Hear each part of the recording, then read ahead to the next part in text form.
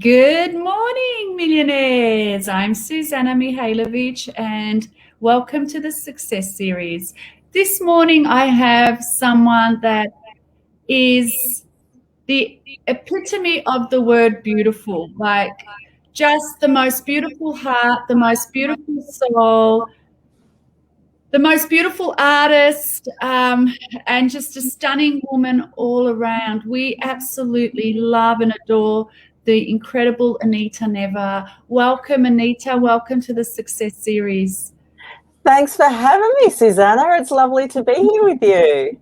Oh, it's so great to have you. I know how busy you are. We were just talking about how busy you've been. So we so appreciate your time and so love having you here. So thank you so much. So for those of you who have not met Anita, please stay tuned. She has such an incredible story, an absolutely incredible woman, and her artwork is just amazing. So please stay tuned so you can hear Anita's incredible story. So Anita is a celebrity pop erotic artist. She has been raised in an oppressive environment, actually in a cult, and she'll be telling us a little bit about her story in a moment. And now she's an incredible artist with clients, all over the world. And she just loves to create beautiful, sexy things that make you feel good. And I've seen some of Anita's artwork, and I cannot wait to see more of it. And I tell you right now, boy, oh boy, she really does create beautiful, sexy pieces that you cannot feel good when you just enjoy her artwork. So welcome, Anita. Welcome. Thank you. So you have an absolutely incredible story. And also what I loved about you saying yes to being interviewed on the Success Series is not only do you have an incredible story, but you have an incredible mission and purpose, which I really believe needs to open up to the world, and we really want to support at Your Two Minds. But tell us your story first of all, and what got you to where you are now.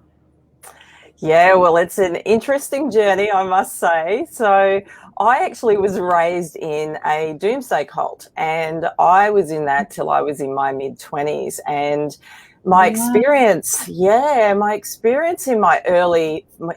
first half of my life was one of oppression and, sexual repression and fear and shame. And, I was segregated from the outside world. So we were told basically that everybody in the outside world was evil, that Armageddon was coming.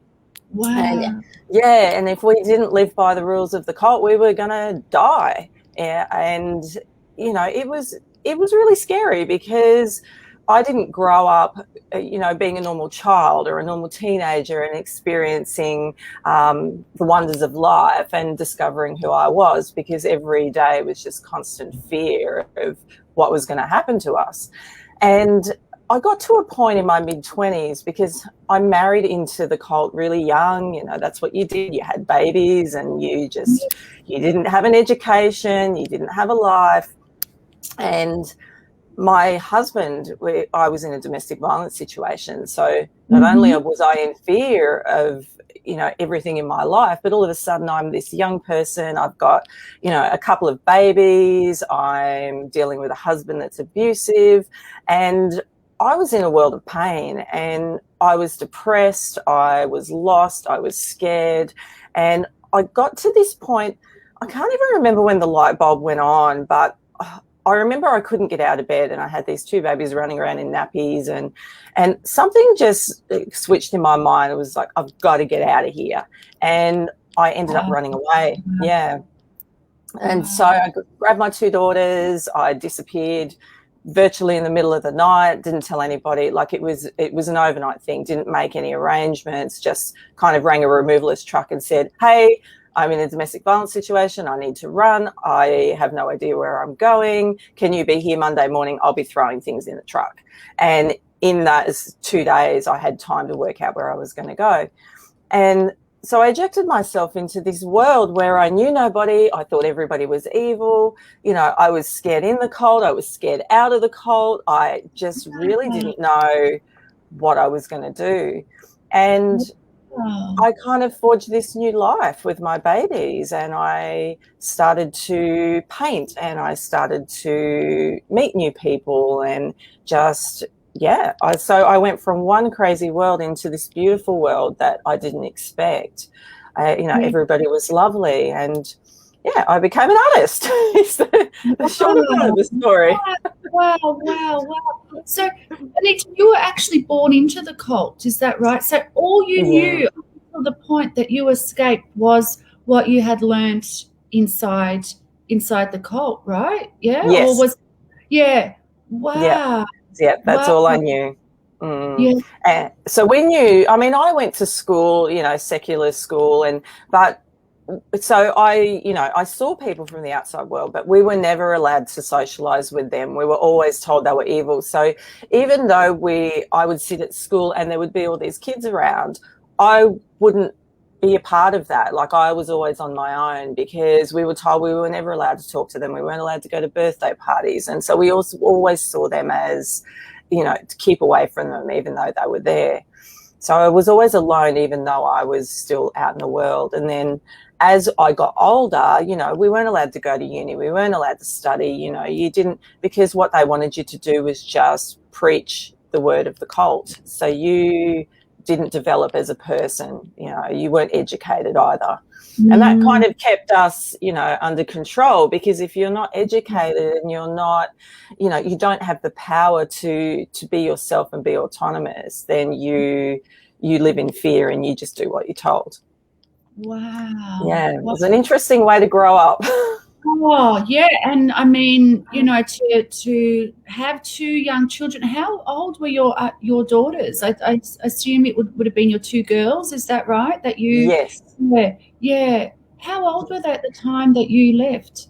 Yeah, so I was married at 19, and I met my husband when I was 17, and pretty much in the cult, because you're not allowed to date, you're not allowed to have a boyfriend, there's no sex before marriage. You know, you the first person you meet, you're a randy teenager, you just want to have sex, so you marry the first person you meet. And so I was 17. My partner was 13 years older than me. He was 30 at the time that I met him.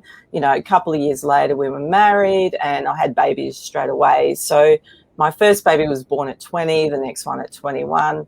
So by the time I left when I was 20, I think it was 25, you know, I had a 5-year-old and a 3-year-old. Yeah. Wow. What a brave woman. What an incredible story.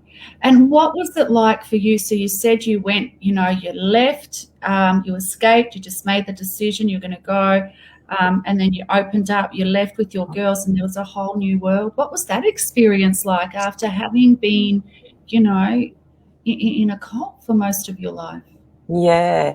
Initially, there was a real relief. I mean, I found a little townhouse and I moved in with my daughters, and I really just focused on them. I didn't get to meet people or go out into the world. I was very insular initially. So it was good to have my daughters, because it gave me something to focus on and just be with them without the pressure of the domestic violence and having to follow the rules, and, you know, so I could just spend quality time with them. And then I started doing things initially where I'd take them to swimming lessons, and I would meet people at swimming lessons, other mothers, and I just slowly got to know other people, and then realized that there was this beautiful world out there, and that people out there weren't evil. And, you know, I made so many amazing friends, and it just went on its own path. You know, I was meeting other creative people, and because I was creative when I was younger, I would always, you know, I was crazy about colouring in and drawing, and I'd make sculptures and mud pies and, you know, God knows what. But because I couldn't express that as I grew up, once I started to meet people outside that were creative, something activated back in me where I was like, oh, can start to experiment with this, and, you know, I'm allowed to do this now. So it was beautiful. It's, you know, initially I was alone still, but it didn't take long for me to actually grow and meet a lot of people. Yeah. Wow. Wow. What a story. And knowing you now, like just a confident, beautiful, amazing, talented, professional woman, you know, person, friend, mother, what a story, like what a story, and just how you've opened up to, you know, to the truth of who you are after living in those conditions as a child. That's just absolutely incredible. And you are doing some incredible work at the moment, and I want to shout your purpose out loud and clear so everyone can hear. Tell us more about, you know, what you are doing. So with my artwork, and this is really interesting how this evolved, because being so repressed myself, and I wasn't allowed, I didn't really know who I was, but I had all of these feelings, you know, and especially on a sexual nature, because I wasn't allowed to have a boyfriend, and I wasn't allowed to express myself, and I wasn't allowed to be who I really was. It came out in the art. And when I started painting, automatically, without even thinking, all of this sort of sexual repression had just flown out of me onto the canvas. And through that, yeah, it was interesting. Like when I look back on it now, I didn't purposely choose to paint that. It just happened. It was like the universe, it was my healing. So these things that I was painting, yeah, they were helping me get in touch with who I was. They were letting me get this pain out, you know, out of my body and to heal. And over time, it became, instead of like a healing thing, it became something that was really powerful for others, because I was able to express myself and find out who I was and be so proud of that. And it also helped other people do the same. And I now see the beauty in sexuality, whereas previously, you know, sexuality was a dirty thing and it was all full of shame. And now it doesn't matter how you identify, like what your preferences are, you know, we're all so beautiful. And to be able to, you know, show that creatively is such a beautiful thing.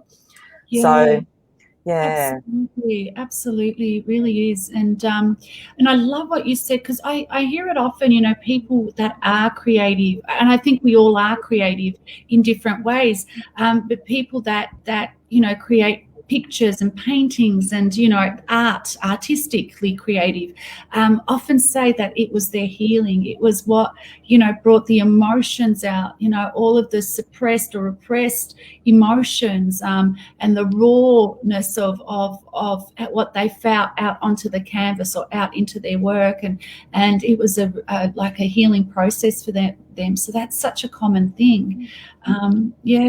Yeah.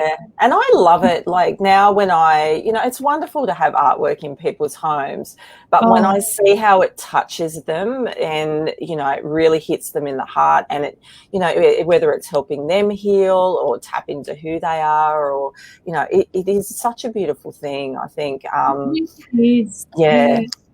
It really is. And I know with, you know, the pieces, and I can't wait to have some of your pieces in my home too, Anita, but I know with, you know, the pieces of work that I've got in my home, you can't describe it. It is priceless. You know, it is priceless. They are such a part of me. They're from, you know, they're done by artists, many different artists, but they are such a part of me. It's a soul thing. And I remember when you may or may not have seen this interview, but my graphic designer for the second edition of my book, Your Two Minds, he just did this incredible cover that I absolutely loved.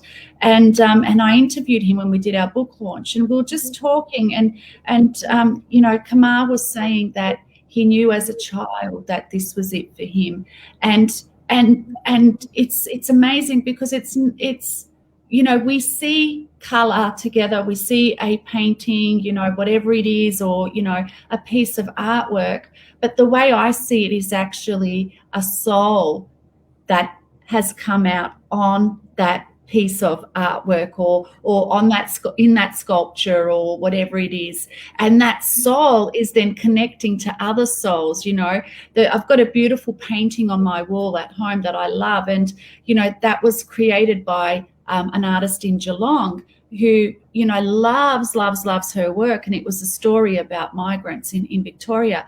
But she puts her soul into her work, but that painting is actually connected to my soul too. So, you know, it's deeper than just something aesthetic and something beautiful to look at, which you know it is, and your paintings are so beautiful to look at. But it's something, you know, it's a part of the essence of who we are, you know. So yeah. Yeah, absolutely. That energy behind it, it's so powerful and beautiful. Yeah, I agree. Yeah, absolutely. It is, you know, you expressing the truth of who you are and sharing it with the world. So yeah, for Yeah. sure. Yeah, Yeah. fantastic. So, what would you say that, so if you could, knowing your story, Anita, now, and thank you so much for sharing with us. Thank you, thank you, thank you. Just a number of questions. What would you say to people that may be feeling that they're oppressed, or they're suppressing themselves, or they're not able to express their sexuality, or not able to, you know, get out of a situation? From your own experience, you know, what would the suggestions be? What would you suggest to people from your own experience? From my experience, I wished I'd had listened to my gut instinct earlier. You know, we know when something's not right for us, or, you know, people aren't treating us right. We know that there's something better out there, or that we're not, you know, being true to ourselves. And my gut instinct always, like, it told me for years, you know, I was unhappy, I was depressed, I knew that there was more out there, but I was scared to do anything about it. And my gut the whole time was screaming at me, come on, Anita, you've got to, like, run, just run. And so that intuition, I think, is, you know, we really have to listen to that. And sometimes we don't always understand. Like, I didn't understand what I needed to do. I couldn't work out the how, but, you know I need to leave, but how am I going to do this? Like, how is this going to work out? And fear of not knowing how would keep me in a bad situation. So I think it's listening to that gut instinct, trusting it, just don't worry about the how, just make a decision to move, and surround yourself with people that are going to be inspirational to you. So for me, being with people that were proud of who they were and expressing themselves creatively and full of love, the second I got into their stratosphere, everything changed for me, because I was surrounding myself with the right people. So trust your gut, get with the right people, and things with the how will unfold. Yeah, absolutely. I love that. Excuse the noise in the background. I'm at the factory, and the factory next door has just pulled their garage door down. So please excuse me. I love that. So trust your gut, get around the right people, which you start to attract anyway, don't you? When you're, you know, when you're a good person yourself, and you're trusting your gut, and your things will always work out. That's great advice. That's great advice. And what would your message to the world be? Would it be the same message, or? Yeah, look, we are all beautiful. Doesn't matter, you know, how, like I was saying, what our preferences are, you know, sexual preferences, how you identify, you know, we are all unique and so beautiful, and just love each other for who we are. You know, just because somebody's preference might not be yours doesn't make them any less a person. Just love. That's for me, that's what it's all about. Absolutely. If only people can get over their dogmatic views, and, you know, if only people can just let go of the nonsense that we carry, the paradigms that are passed on from generations and generations of fear that don't have anything to do with reality, you know. It will make their life easier because they don't carry any of that. And you know, maybe they'll just open up themselves to seeing so much beauty and so much, you know, so much amazingness out there, so much talent, so much, you know, just like if we were all able to just be ourselves and be accepted, you know, the way that we are, and it's our differences that makes the world go round. It's our uniqueness that you know, that makes life beautiful. It's our uniqueness that, you know, is a gift to the world. So yeah. Yeah, Sure. absolutely. And a big thing for me, because of the work that I also do, and, you know, I'm dealing with like helping people liberate themselves as well. You know, I do a lot of work within the LGBTQ community, and growing up for me, you know, homophobia, that was just, I mean, you would be kicked out of the cult, and, you know, you would be treated like you were dead by your family if you even, you know, expressed anything that was out of what they considered the norm. And I've immersed myself in that community, and I've grown being around that community, gotten to know myself better. But the beauty in the diversity, like when I'm hanging out with drag queens at art shows, oh my God, like how amazing, like that they're able to express who they are. They're colorful, they're creative. It is so beautiful. So, you know, and I know, and the thing is, in their ability or freedom to express themselves as they are, you know, the whole world is able to enjoy that. You know, yes. like the most beautiful feeling when they just lift you up. They just, you know, even just by looking at them, you know, the amount of effort and beauty that they create, you know, can't not lift you up. So yeah. So I think that's what it's about, isn't it? Like, people have so many unique things that they bring to the world that is so dynamic and beautiful, and to be so closed that you don't allow that. Like, I think, you know, we're cutting out a lot of beauty in our lives, a lot of possibilities. yeah, So, a lot of possibilities, and we miss by doing that, don't we? We just So didn't I tell you, everybody, she is such a beautiful, beautiful soul. Look at this woman. Look at the love that radiates from her face. Just the most beautiful, beautiful soul in the world. So now I want the world to see your artwork, Anita. So I would like to invite you to put your details down so that the Millionaire Roundtable or anybody that's watching this can find you. But also, if you would like to post you know, some of your work in the Millionaire Roundtable Facebook group, please go ahead, because I think the world needs to experience it. So, yeah. So, oh, thank you. I'd love to do that and share it with you all.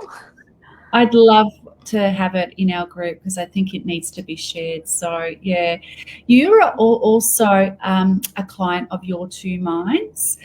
So, yeah, tell us of your experience with Your Two Minds. I am so forever grateful to the person that introduced me to this, Anya. And I have been on this journey of self-development for quite a while now. And especially in the field that I'm in, with the artistic side, and dealing with, you know, I deal with some celebrities, and, you know, going from a sort of a cult scenario, knowing hardly anybody, to this world of like Hollywood and artistic. It's just, I mean, it's such a journey. And along that journey, I still was trying to work out, because I knew I had a lot of limiting beliefs on possibilities, you know, how I get to where I want to be to follow my dream. And so along this self-development journey, I've been meeting people who were doing amazing things. And I had gone to this program, a course, which was a long weekend, and met Anya. And then Anya had, you know, was doing stuff with you and said, my God, you've got to meet Suzana. This is for you. And I can honestly say being in Your Two Minds has been a pivotal moment. Or, you know, I've been, with you 6 months now? I think it was late last year maybe I came on board. Close to 6 months. Wow. Yeah. And in that 6 months, what I have learned about myself and how that has projected me, you know, in quantum leaps towards my dreams, my big vision, is huge. So, yeah, I cannot sing your praises enough. What has been the biggest change for you? seeing that anything is possible and believing that I can do it, because we all have our limiting beliefs, and I mean, you don't realize what they are. I didn't realize what they were. I knew that I needed to, go where I wanted to go, but I didn't know how to get there because I didn't realize that my old beliefs were stopping me and I was self-sabotaging. So I would always get to a point and then I would never go any further. And it's like, why can't I get there? Like, what is happening? I feel like I keep hitting this brick wall. And then coming on board with you and helping me see these paradigms that were stopping me and these old beliefs in my subconscious that were making me hit the wall, it actually released that for me to see that I was worthy, I could do anything I wanted, my self-image changed. I didn't see that before. I would say, I want to be in Hollywood and I want to be with all these celebrities and painting for them, but I'm not, they're better than me.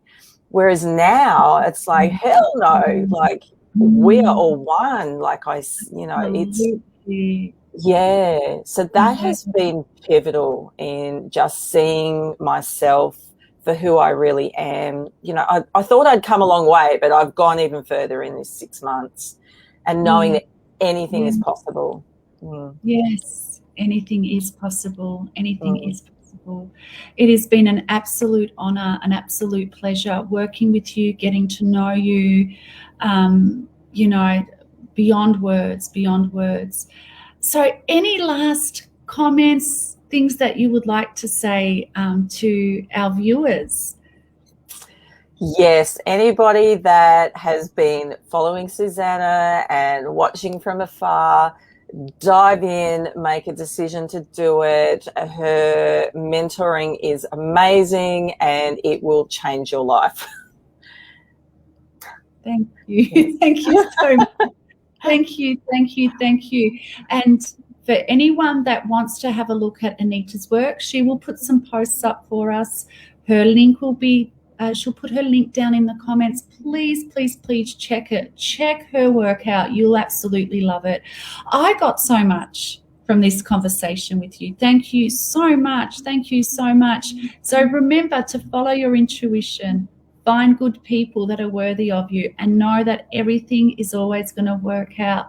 Don't be afraid to be yourself. It is your uniqueness, the true you that we need more of in this world. Just feel free to be you, because it's through being you that we also get to enjoy a beauty that we wouldn't if you were afraid to be yourself. Ignore the naysayers. They're just miserable. Ignore the dogma, and find your tribe. Find the people that will love you and support you, and you will always, always work out the how. Thank you again, my beautiful Anita. Thank you, thank you, thank you. It's been such an honor to have you here today. You are one incredible, amazing, beautiful, marvelous, magical woman, mother, friend, artist, professional, the voice for people that are feeling that they're oppressed or feeling like they can't be themselves, the voice of sexuality and feeling comfortable and to express your sexuality, which the world really, really needs. Thank you, thank you, thank you. Thank you for sharing your experience with us, sharing you with us, and sharing with the world what is so, so important, and who we could be if we were just free to be ourselves and express ourselves. Thank you with all of my heart. Oh, thank you, Suzana. It's my pleasure being here, and thank you for being you. You are wonderful. I couldn't have done most of this that's happening in the last 6 months without you. Well, remember, you are doing the work, okay? So you deserve the credit first, okay? So it is because of you it's happening. So, and I cannot wait to see what the next 6 months bring. I cannot wait to see your artwork, your mission, your purpose all over the world, because that's where it needs to be. Thank you, beautiful lady. Thank you. And thank you to all of our viewers. Thank you for being with us today. So Anita's link will go down in the comments. Please check out her work. Please learn about her, and have an incredible day wherever you are around the world. Thank you. Bye. Bye. Bye-bye.